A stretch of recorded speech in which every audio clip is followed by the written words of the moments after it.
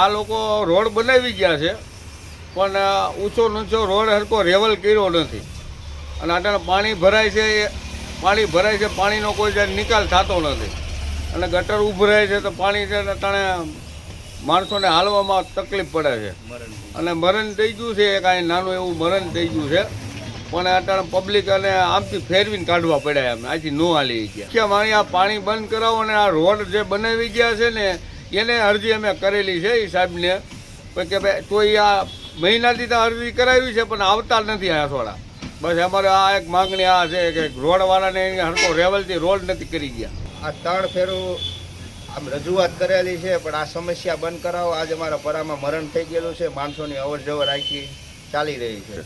સમસ્યા આ પાણીની ગટરની ઉભરાટ થાય છે.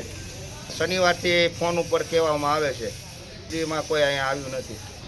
આ પાણી બંધ કરાવો એટલી અમારી માંગણી છે. આ ઘરમાં ઘૂસે છે, મચ્છર થાય છે, લોકો બીમાર પડે છે. અને આજે મરણ થઈ ગયેલું છે. માણસો અહીંથી અવર જવર જાય છે એને આ પાણીમાંથી હાલવું પડે.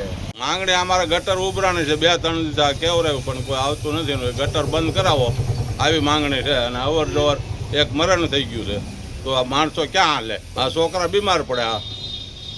તમે જોવો પાણી જોવો કેટલું જાય છે.